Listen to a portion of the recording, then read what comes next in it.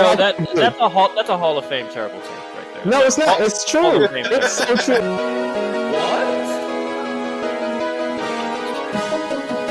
Boy just choked. Straight women booty and let the ball go. Say what again? Say what again? I dare you. I double dare you. LeBron James puts up a three. Won't go. Rebound box. Back out to Allen. His three-pointer. Bang! Irving and Curry. One-on-one. Irving puts it up. It's good. Kyrie Irving from downtown. Oh, yeah, but we'll get to explaining and debating in a second.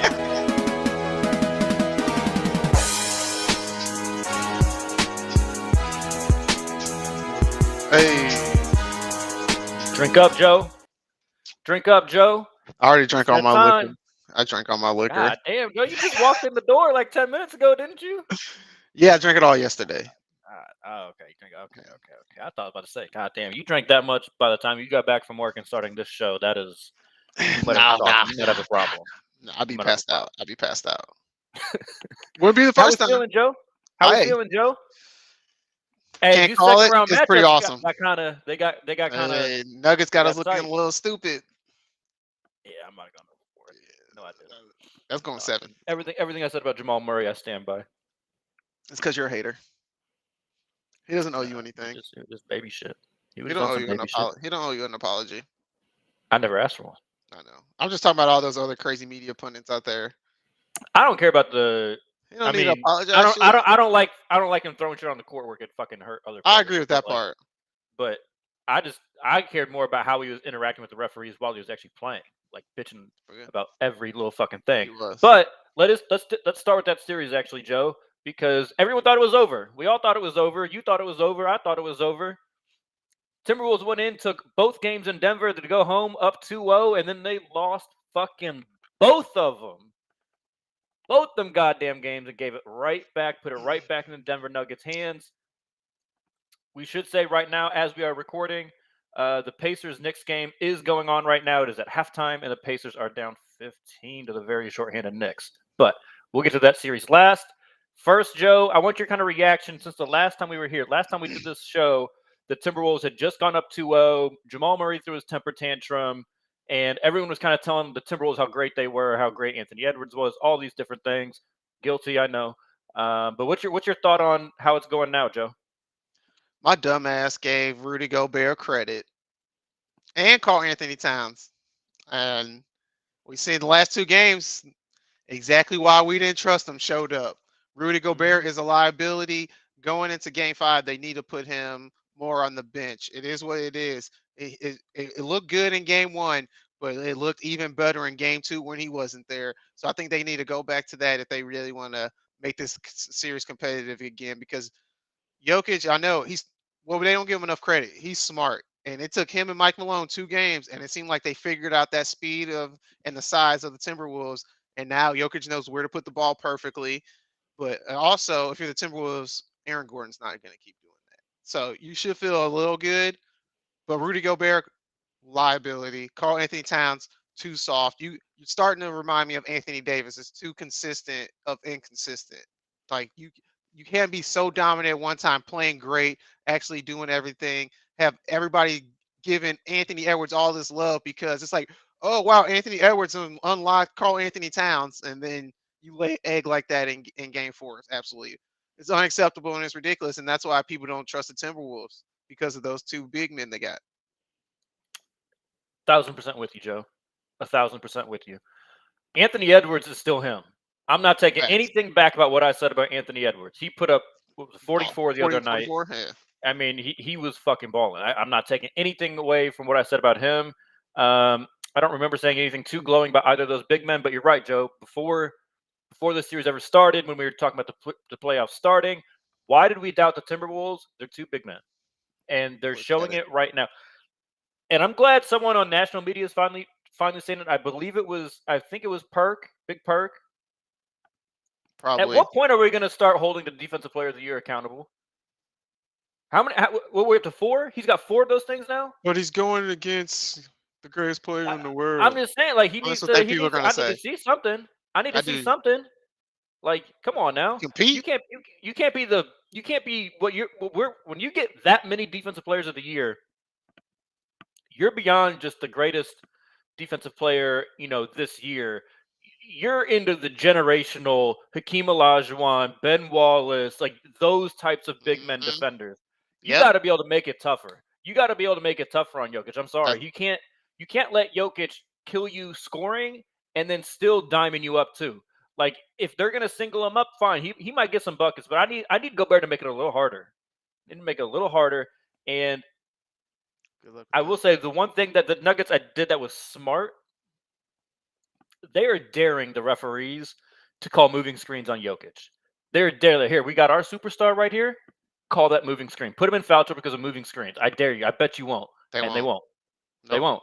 And it's what little baby boy Murray needed to be able to get himself going. He's getting these kind of Draymond Green-esque screens to get him a little freer, and it's allowed him to be more effective in the series. Oh, they're getting the Golden State treatment. That's what you're saying. On them screens? Hell yeah. Yeah, on them screens. Hell yeah. Absolutely. And then I mean, because once that two-man game between those two gets going, they're unstoppable. Like once it got to 5 minutes left in that game, and they were up like 6, 7, 8, whatever it was, they're not going to get enough stops against that offense. So you're saying we should be thanking Adam Silver for saving the series? Oh, I mean, yeah, we already knew what he was doing. I mean, if Jamal Murray don't play Game 4, it's over. I mean, it would have been Game 3 if he would have been suspended. And I don't know that the Timberwolves just came out flat in Game 3. They just came out. I don't know if Game 3 would have mattered if Jamal Murray played. That might have made the Timberwolves take them even less seriously. They're not the Celtics now. I mean, they're unreliable, but they came out like the Celtics in Game 3. Game 3, that was a Celtics move right now. I'm not putting that on them forever. It's just one game. They hadn't lost a game in the playoffs yet. Oh yeah. Yeah, I mean, you see what the Celtics are about. I mean, I know we're going to talk about them in a little bit, but I mean, they won by fucking 7, and the Cavaliers didn't even have Donovan Mitchell. I mean, what are we doing? So that's a whole different type of mess. But yeah, let me ask you this, Joe. Are you more impressed with the Nuggets adjustment or more disappointed in Minnesota to allow this to get tied again? That's a good question. You know what? I'm gonna go with I'm more disappointed in Minnesota. I know they're young and they had not experience, but Anthony Edwards has balled out. Karl-Anthony Towns has been in the league long enough to where, man, you got to play, but you got to show a little bit. Rudy Gobert, like you said, defensive player of the year. You got to be more competitive than that. And you had the opportunity. You had the whole world talking about you. Everybody's shocked. You had the Nuggets. They actually looked like flustered.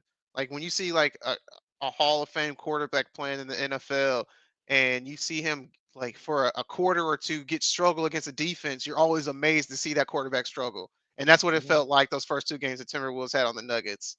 And they had an opportunity to stomp the Nuggets out, and they let loose, and look what happened. So I'm more disappointed in the Timberwolves because the Nuggets, they champions. I knew they was going to come back with some fighting punches, and they did.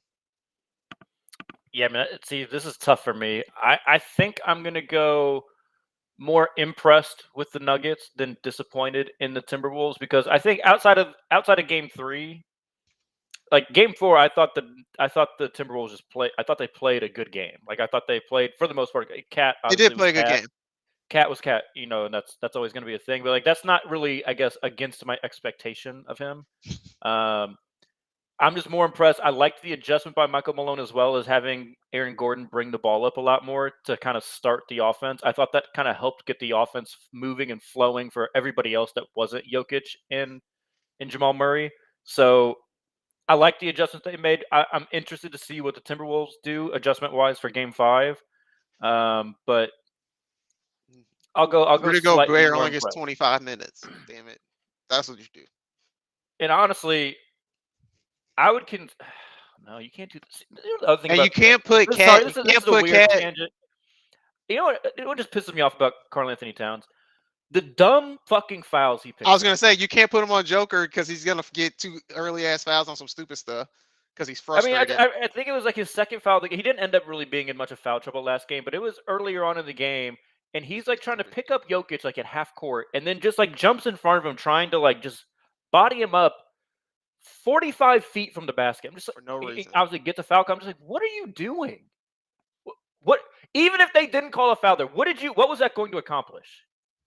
Like He does nothing. that a lot. He does it a lot. It's just so stupid. It's like, what are you even like? I just need to know what's going on in his head. Like I have to know, because it's so stupid. It's so You don't trust stupid. his skills, man. So he got to do something. I don't know. I guess let's go to the other Western Conference series. This has been a really, really, really good series, entertaining series so far. Mavs and Thunder, they're tied up at 2-2. Thunder with the big come from behind win last night to even that series. Luka is having a really, really, really rough shooting series. He hurt. I know that's going to be an excuse that everyone gives him, but Joe, what you got? He hurt, man. He said his whole body hurt. He said he's sore all over, and it's not going to change unless he gets time to rest, which is Welcome to the playoffs. That's exactly kind of how I feel, but it has to be something more because he's playing terrible. But for me, the biggest thing about this series is Mr. Consistent. If he shows up in the fourth quarter, the Thunder are going to win every game. The 2 times the Mavs won is because Luka showed up and Kyrie showed up in the fourth quarter. One game, Shea wasn't very good. So I think that's what it is, Mr. Consistent. If he shows up in that fourth quarter, it's a wrap. You know he's going to show up in all the other quarters. He's with 38 and 5 is what he do. 30, 10 and 5 is what he's going to give you. He's proven it every game in this series and in the last series. So it's all going to come down to Luka and Kyrie to show up in the fourth quarter if they want to win the series.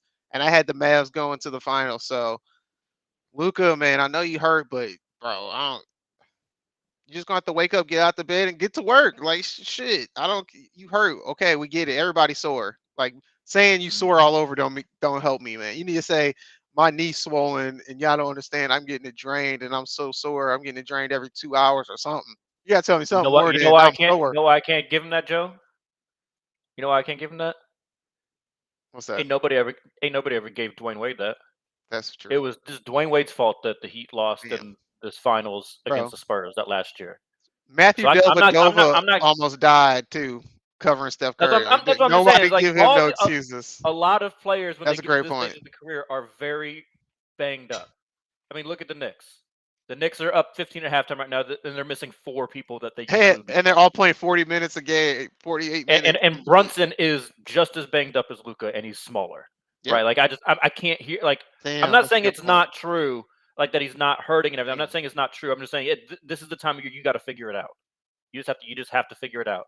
And I'm starting to see national pundits say what I was trying to say and tell everybody during their first round series is the Mavs need to start playing fucking faster.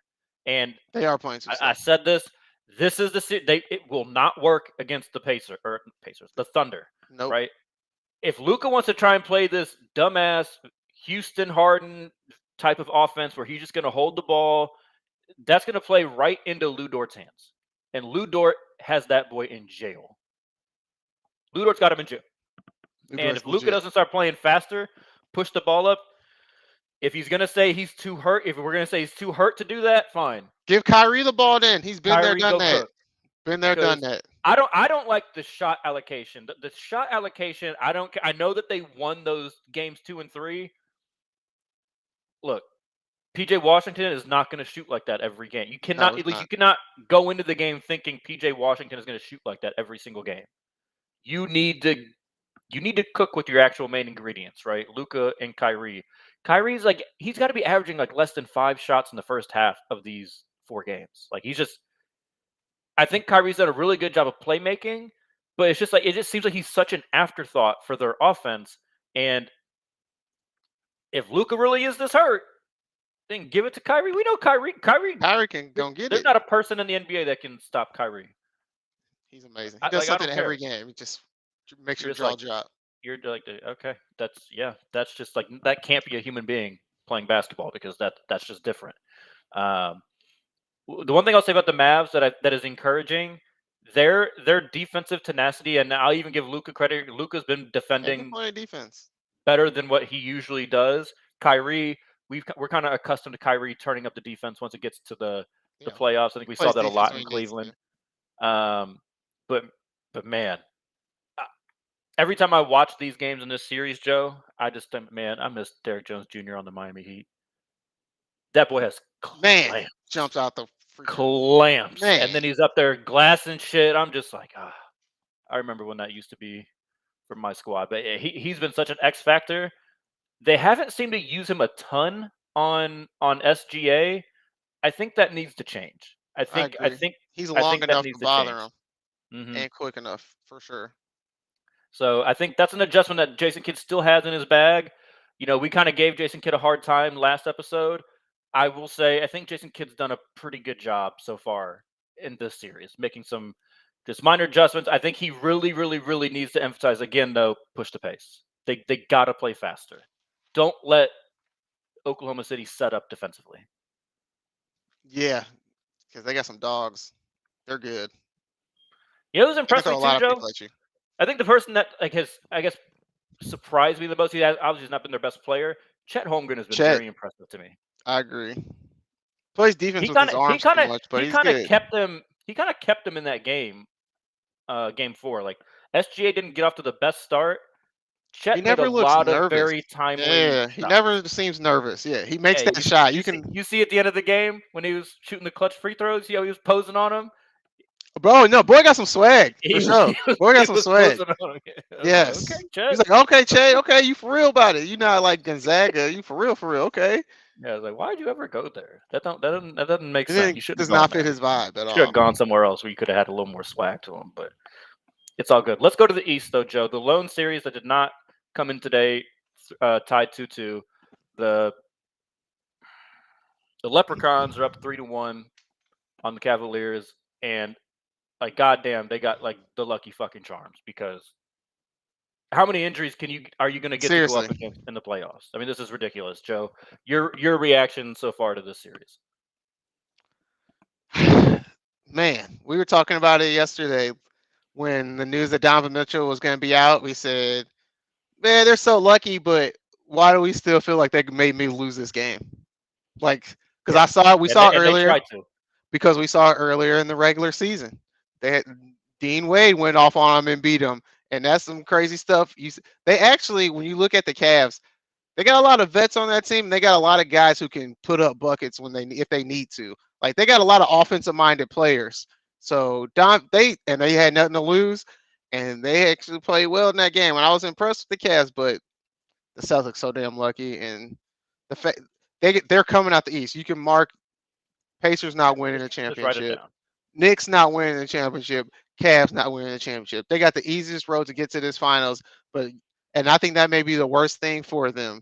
I think they need to be tested, because nobody gonna trust them until they get tested and actually overcome or win games like they were supposed to last night. They were supposed to win that game by 25. They were supposed to be resting in the fourth quarter. Yeah, but 100%. They weren't. Here's the thing that makes it even harder for me to kind of even give them a little bit of a pass, right? You just had this scenario in your whole first round, right? No Jimmy Butler, no Terry Rozier for the Heat. So like you already experienced that kind of, oh shit, if we do let down, these teams are still good enough to beat us. How do you let that happen again? Like, I know they ended up winning the game, but it's not a good look to be in these dogfights. That team, you're just immensely more I don't care that Porzingis isn't playing. Like, the Celtics without Porzingis are still a title contending team. And like Al Horford's been giving them fine minutes. Like, he's been just fine when he's out there. So it's just like, god damn, man. Like, why can't y'all just always have that kind of killer mentality? For somebody that loves to fucking bring up Kobe Bryant's name so goddamn much, Jason Tatum needs to have a little bit more intensity to him every single game. Jason Tatum has just flat out looked bad this playoffs. I know his numbers looked fine these last couple of games against Cleveland, but it's much more inefficient than he usually is. He was downright awful against the Heat. Just coasting. If Derek White didn't do what Derek White did, that series is completely different. I agree. Because, like, that could have been even like a they're losing 2 games at least if Derek White don't have those shooting game. Yeah, absolutely. Yeah, so it's just like, god damn, man. Like, you know, we want Jason to do well, even though he plays for that garbage ass franchise. But like, curse of the Leprechaun. Man. Yeah, they're so frustrating because they're so good. They should be so good, but they're just they're so stupid. They're so stupid. That's really what it is. They're stupid. That's exactly what it is. No discipline, no passion. It seems like at times. I don't know, Joe. I don't know. Love the 3-point shot. Nothing wrong with loving the 3-point shot, but it's just like just have a little IQ to you. Like, if you've missed 8 or 9 in a row, maybe not, fire one up with 17 seconds left on the shot clock, right? Like, let's just be a little find smarter. a shot, find an easy shot. See it get in the basket first. Exactly. That's them, though. That's them. All right, let's talk about the game that's going on right now. Currently, the series is tied 2-2. We got Pacers, Knicks. Pacers made a little bit of a run, but Knicks are starting to kind of pull it back out. I believe the game is currently Knicks are up, I think, 16. 12 or 13, maybe 16. I think I just saw 80 to 64. It was 64 to 74, and then they just made a run. What's your read on this one? So, like, OG, obviously, since we last aired, goes out with a hamstring injury. There's been a lot of conversation about Tom Thibodeau and the minutes thing. I was just that's why players don't want to play for him. Right there. And that's what's funny. It's like Brian Windhorst on ESPN has been like really, really banging the drum that these players really, really love Tibbs. Like, it feels like one of those things like you shouldn't have to say that. Like that shouldn't have to be like a report, but whatever. But maybe you also look at the past history, so maybe you feel like you have to say. But look at the type of players that we're talking about that love him. It's Brunson, DiVincenzo, Josh Hart, and Harvenstein, all players who, I guess, at least 3 of those players like overachievers. Like they're all overachievers, basically. Exactly. So what are your thoughts on this series, Joe? Man, no one in this, whoever wins this series ain't gonna win the championship. The Pacers don't impress me. They don't look as good as they did in the first half. I don't know.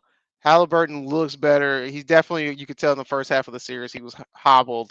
He's looking better, but it's still, I mean, it's fun to watch. The games are close, but nobody really. Brunson is that dude. So I was about to put some hate out there, but Brunson is that dude. I can't even hate on him anymore. But they still the Knicks. There's no way Josh Hart should be getting 12 rebounds a game. Like, I still don't understand how this is happening. And I'm still trying to figure that out. That makes me look at the Pacers and like, you got Miles Turner, you got Pascal Siakam, you got bodies out there. How Miles Turner only get 3 rebounds one game? Like, I just don't understand it. Look, there's some big men in the league. I learned these lessons through betting, Joe. That's how Miles Turner used to get double-doubles consistently. No, he did not. Because I've been burned by Miles Turner so many fucking times. Like, oh, wow, he's got really good odds for 7 rebounds this game. Yeah, 7 rebounds. No, he gets fucking 5, and I leave pissed because he sinks my parlay.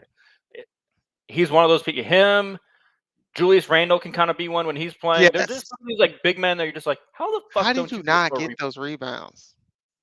It's like, it's one thing. It's like if you don't get the same offensive rebounds because you're a spacing big man, right? But like defensively, Miles Turner, your ass always going to be right around the fucking rim. Why aren't you getting rebounds? What's happening? Especially like you said, on the other end, you got like 6'4" Josh Hart skying for like 5 offensive rebounds in a game. This can't happen. But to Josh Hart's credit, he does do that about against everybody. So he just kind of has a knack for it. He's just kind of one of those guys. Bro, hip check that dude in the air, bro. Hip check him one time. I don't even care. You're going to get fouled. Shit a little bit. You're going to get fouled. You're going to get the foul. You're not going to get a tech. Just hip check his ass, bro. Make him hesitate when he's flying in there. Like, I don't understand, dog. Seriously. Just step in the way of him just a little bit. Damn. It's so frustrating. It's so frustrating. It's not like he's getting sneaky rebounds either. He's just running up there and out hustling you for a rebound. It's ridiculous. You're not wrong. I think part of the issue is, though, you always want to try and put like a guard on him, defensively. Like, I think a lot of teams guard him with a guard, and so they're just not really accustomed to like blocking out, doing those types of things, getting dirty with their rebounding and everything. So he kind of gets these free runs at the rim, and he just seems to really time them well. He's got some bunnies, like you said last episode. Might need to drug test this man because it seems like he jumps higher and higher out of nowhere every game. You're like, seriously, fuck this come from? My main takeaway from this series is it just kind of confirms what I thought about the Pacers. Good team. They still kind of need just one more something. I don't think it has to be a huge move, but they need something significant. Bona fide bucket getter. Yeah. Like who do they have out there? You like be like, Karis LeVert. they don't have anyone out there that you can be like, go give me 20. Oh, like shit, Pascal Siakam is past that. He's never been that. First of all, Spicy P is mild P when it comes to playoff bucket getting. In the playoff, okay? that's right. He got a ring. He did on Kawhi's shot making. And but, Kyle Lowry's great offensive this, playmaking. Don't do this, Joe. And defense. We don't need a Kyle Lowry defense right now. And defense. Just saying. You done? You got it all out. BBL Drizzy. I'm just saying. That's perfect for Kyle Lowry. That should be his new song. And he played in Canada. That's Toronto too. Right? That's him right there. That's Hall of Famer. That's hell no. God damn it, Joe. That shit be stuck in my head all the time. Oh shit. BBL Lowry. Oh my god. How many games the Knicks get against the Celtics? I mean, if they make it, I'll give them 2. If they make it, you think the Pacers got a chance still? I think the Pacers will get Game 6 back in their crib, and then whoever knows what happens in the Game 7. The Knicks they got that Clipper stuff in them. You know what I'm saying? Like Knicks are gonna nick. You know, so you can never trust them too much, especially with how many injuries they got.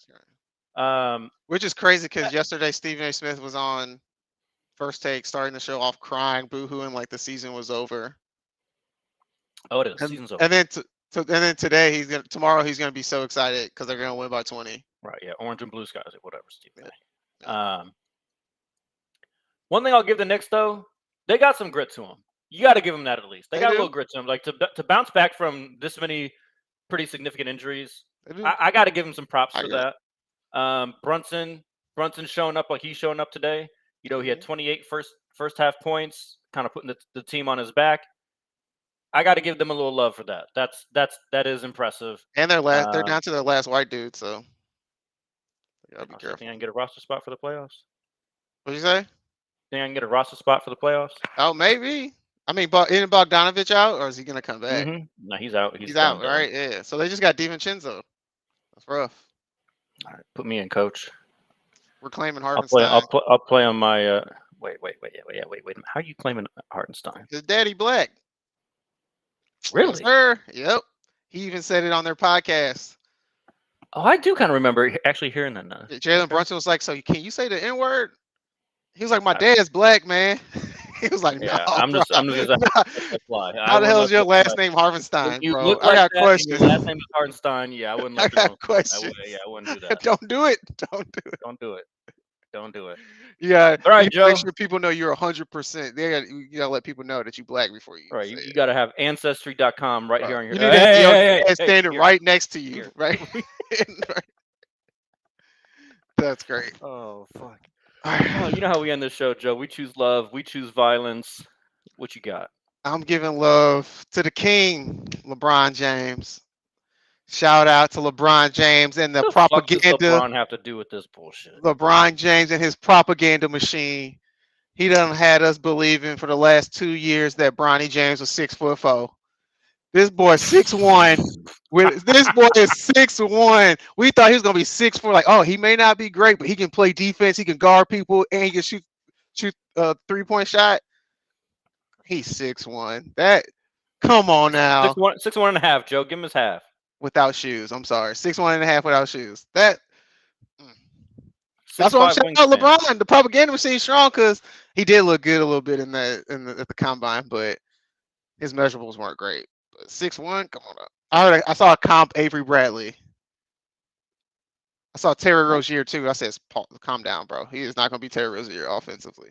I don't actually hate the Avery Bradley. I thought I liked the Avery Bradley one. I was like, okay. Like, probably never like the 20-point per game score that one random year Avery Bradley. I was thinking defensively. Boston.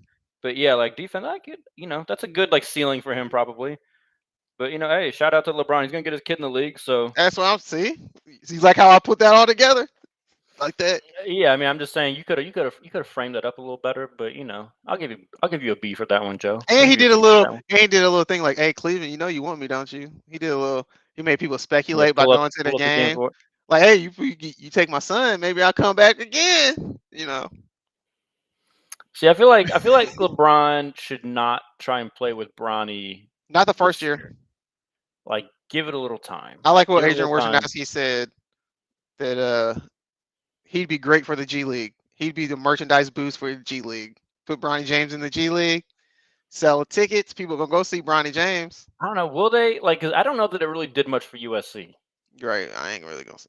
That's the sad part. But yeah. You know what I mean? Like, I don't know that he's really gonna. He had a heart attack, bro. Y'all gotta. He had heart failure. They need to spin that story more. He ended up playing. I mean, I know. I don't think people lined up to see Bronny, but yeah, okay. I'm mad about that, Joe. I'm mad about that. I'm showing love. I'm also going love. Oh wow, we need. I know. We need Devion back. Right. Bring some anger onto the show. No, I'm just showing love to my man Ant. I brought up a little bit earlier today, but hey. Ant-Man, yeah, that's him. Yeah. That boy balling. And like, I just love his attitude after all the games. Like, he's immediately talking shit to Jamal Murray after that game ended, because Jamal Murray started running his mouth once they started winning. It's that shit I'm talking about, that soft shit with Jamal Murray. He wouldn't talk shit when he was going 3-for-18, getting his ass whooped. This is what we're not gonna do, dog. Just because Drake taking L's, you're not gonna just put all those light skins. We're not all gonna keep taking L's. Nah, I'm not doing it. I let it slide the first time you dogged him. I'm not letting you do it again. Nah, bro. Stick to your love. Your violence did not have to seep in here. This is love. This is love. Block that part of my brain out. But yeah, man, Ant has been the way Ant's balling, bro. You seen that dunk last game where he was driving through the lane, right hand, goes up with two hands, sees the guy trying to block it, double clutch, and then like reaches back to the right and dunks that bitch. I was like, God, Jordan wishes. Jordan wishes. Stop. Fuck out of here. Fuck out of here. Jordan wishes he could have done that shit. I was super athletic. It was crazy. I mean, that was just and then I just love the way his attitude. Like his attitude towards these games, after the games, even when they lose. I'm tired of Aaron Gordon.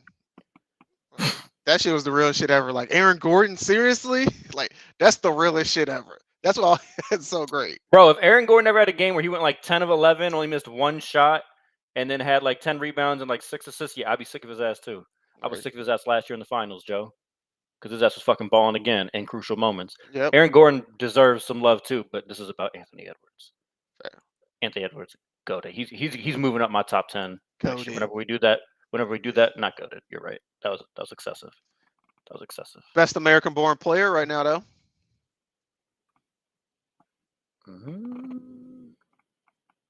Yeah, you might be right about that, Joe. It's Anthony Edwards, Jalen Brunson, Shai Gilgeous is not. He's Canadian. Yeah, and then Tatum. Yeah. I mean, he definitely has to clear KD now after he just. Yeah, he passed KD. Yeah, and then Big Three took him out. He's gonna be 36. Yeah, it's crazy. Steph, older, maybe Steph. I'll still let Steph be in that conversation. He's about the only one though.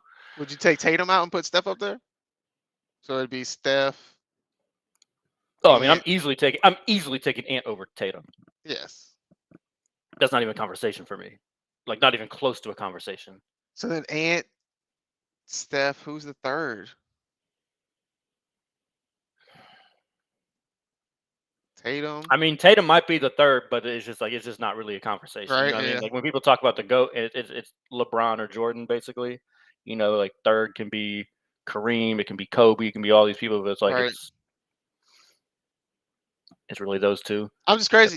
It's crazy. 2 years ago, Jason Tatum was probably the best American. Oh, I know who third is. I know who third is. That's easy. You already know who it is, Joe. It's not Jimmy. Jimmy. Damn sure ain't Jimmy. Jimmy. Damn sure ain't Jimmy. Brunson. It's Jalen Brunson. Stop it. Great story, Jalen Brunson. It's Brunson. There's not a day in your life you're taking Jalen Brunson right now. I said right now. Put Jimmy Butler on the Knicks.